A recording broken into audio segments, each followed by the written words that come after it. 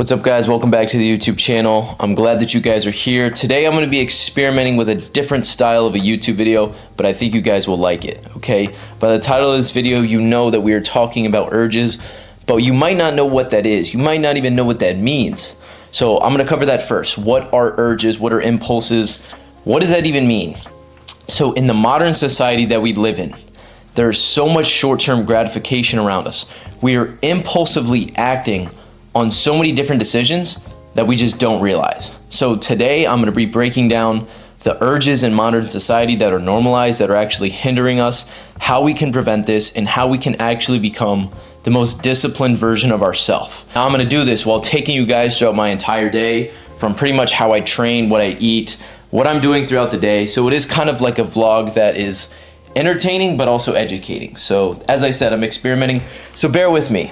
But the first urge that I want to talk to you guys about is the urge to pick up your phone. That might sound redundant as I talk about phones a lot. Now, the reason why I'm so adamant about this topic is because it steals so much of your time and we don't ever realize how. And most of the videos that I make are pertaining to what I used to struggle with. It is not pointing the finger. When I make videos about people being on their phone, that's who I was in high school. I had no self-discipline. I'd wake up, be on my phone at night, all throughout the day, literally on the toilet, on my phone, like everything was on my phone. So the reason I make these videos is to share with you guys how I got out of these situations so I can help you improve. Now, with that being said, the first thing we have to do is ask ourselves why we are doing this. Before you go grab your phone, in the act of doing it, I want you to ask yourself why. What are you actually going to do?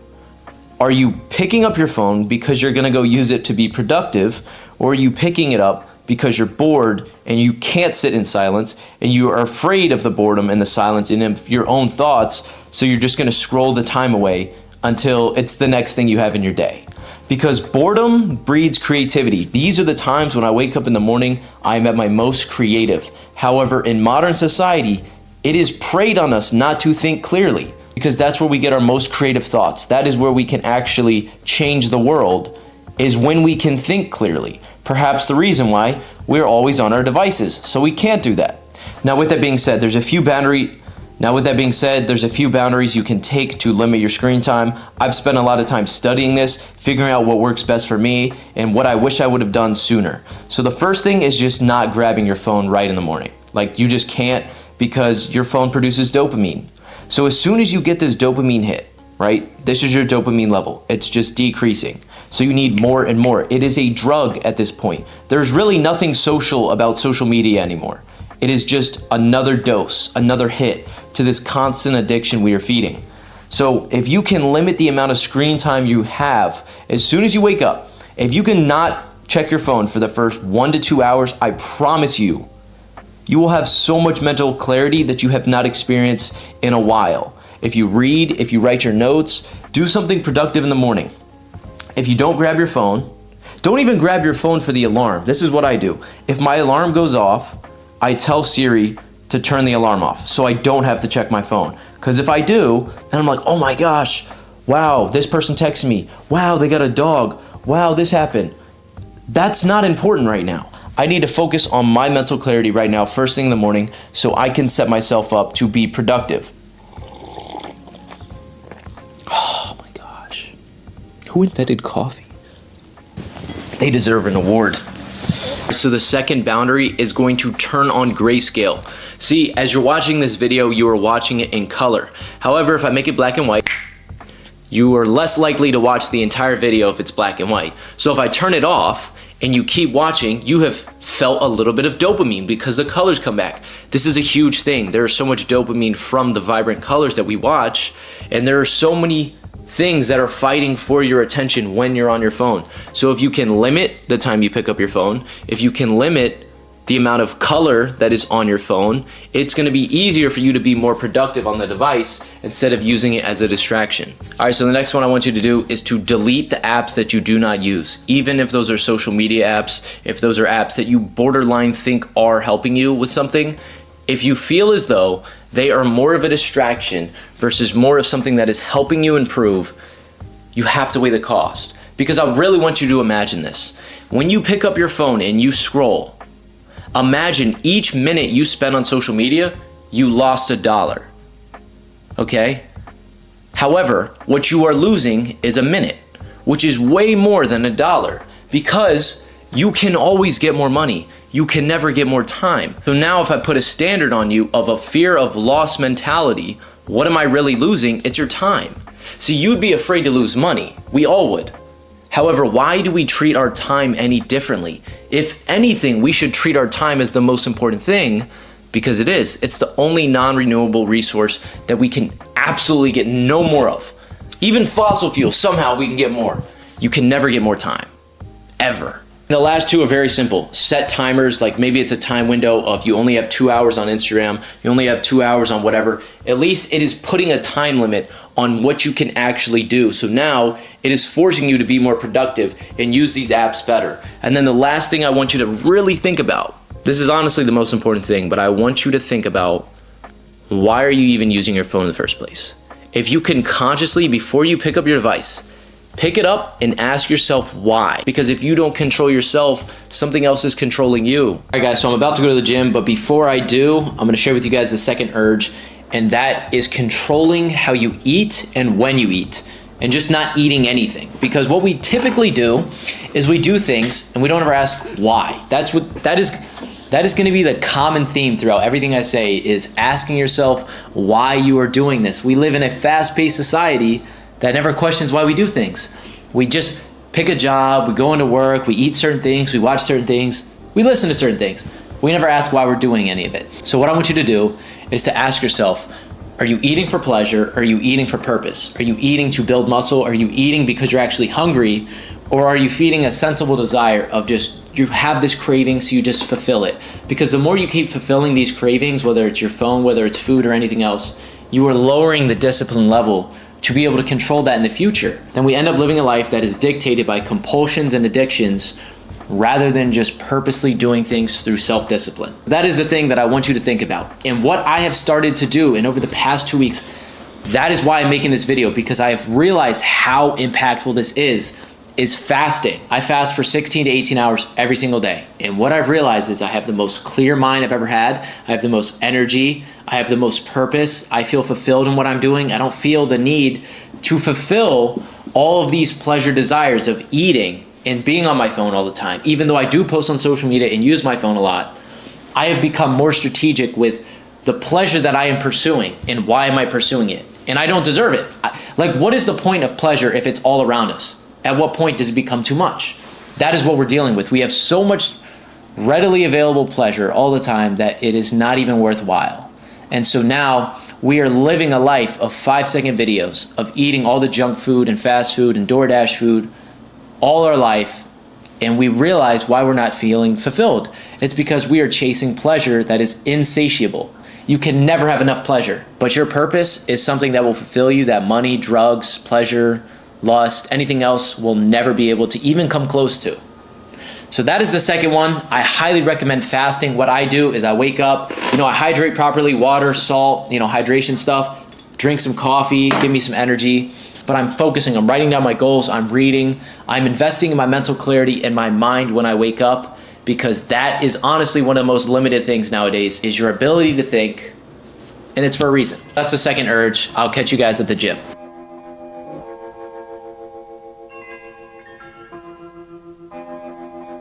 I made it like that. I bought it like that. I'm living like that. I made it like that. I bought it like that. I'm living like that.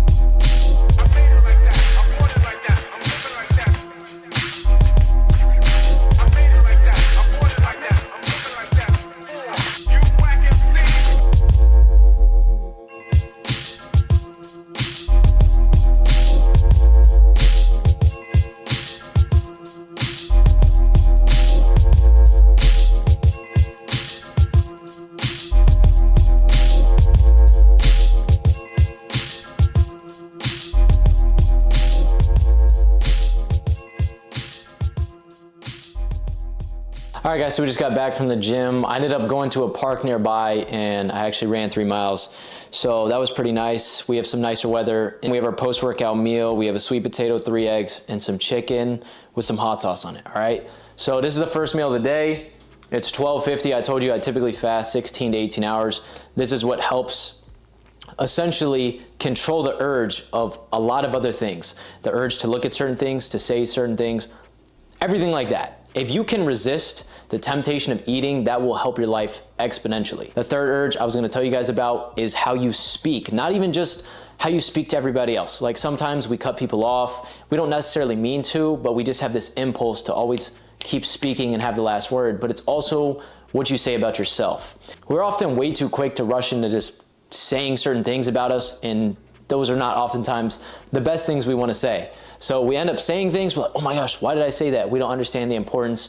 And sometimes we say things about others, even ourselves, that we aren't really aware of. So we have to be able to control our tongue. This is by far one of the most important things because your words create the life that you experience. Now that originates in your mind and then you speak it. So your words are extremely crucial. If you don't like what life is giving you, you have to change the way you think and you have to change the way you speak. That's the third one. I'm gonna eat this and I'll catch you guys in a little bit with number 4. All right, so you're probably wondering why I'm in my bathroom.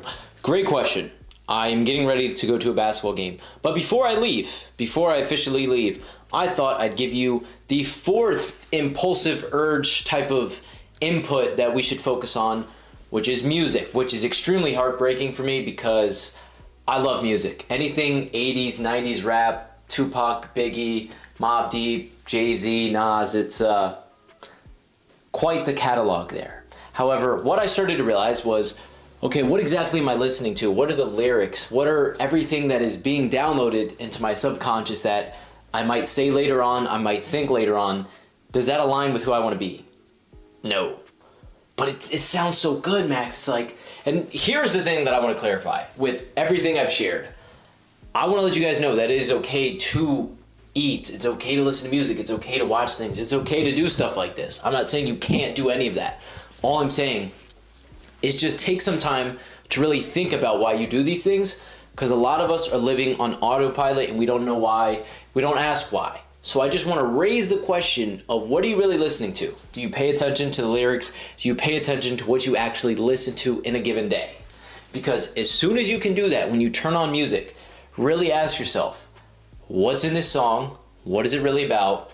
And are you going to remember these words later on? And that might affect your life. Because whether we realize it or not, the things that we listen to, the things we see, and the things we say about ourselves and everything else is stuff that actually directly affects our life, even though it doesn't seem like it. All right, guys, so we got back from the basketball game. Pretty good time, but I'm about to go to sleep. It's like 8:40-ish.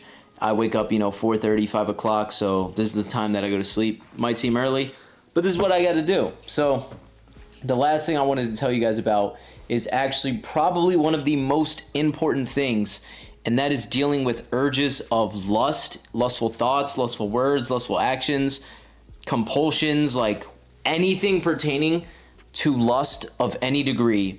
It is a very slippery slope. Stuff that I've struggled with in the past, stuff that I think a lot of people struggle with, whether they even know it or not. There's certain things that we could do. We could look at certain things. We could look at certain people. We could think certain things. And we don't ever realize how much of an effect that has on us until it's too late. And then we just find ourselves going down deep rabbit holes and we're like, wow, we never even know how we got here. And so that is what all of the information I'm sharing with you guys is, to help you draw the line back from all of these compulsive urges and everything like that. If you can draw the line back from, let's say, something you really don't want to do, something you just have this bad habit of doing. If you can constantly draw the line back and said you're stumbling here instead of here, you are going to be more successful at quitting. Now, what I will say is, with like lust, right? You have to become intentional with what you see. And I've been having really deep Bible studies recently, and I've been studying a lot on flesh and spirit, as those are really the only two things that you can feed. All of the 7 deadly sins fall under your eyes. If you think about it, Gluttony, which is too much of something. Envy, you see something. Greed, you see something. Lust, you see something. Like every 7 deadly sin falls under sight. So you have to be extremely cautious of what you're seeing all the time. Even, oh, it's just a look. Oh, it's just a glance. Oh, I've only been looking at it for this long. I don't look at it that often. It's like we begin to make excuses. This is things that I'm sharing with you guys because these are things that I used to struggle with literally everything I've told you guys so far. This is all to help you guys. It's essentially me talking to you and my old self. Lastly, I'm gonna give you 3 tips that'll help with all of these urges, compulsions, whatever you wanna call it. Number 1 is becoming aware of what you actually think. With everything that you do, it all originates from your thoughts. If you can just take a second before you act, if you can just think like, okay, why am I really doing this?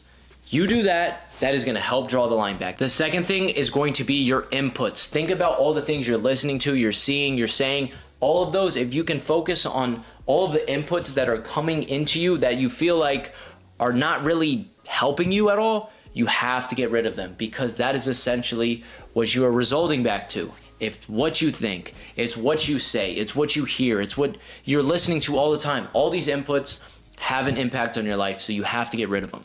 Now, a third thing that helps me personally, and I highly recommend, is fasting. If you can deny your flesh and the ability to crave food, instead of feeding your body, if you can feed your spirit, I'm telling you, you are going to see so many benefits. Energy, spiritual sensitivity, that is a huge thing. I can go on and on about scriptures in the Bible, spiritual sensitivity, things like that. But it's very hard to hear the voice of God. It's very hard to live a certain lifestyle if we have so many distractions and we constantly give into our impulses and urges. But yeah, I hope you guys enjoyed this video.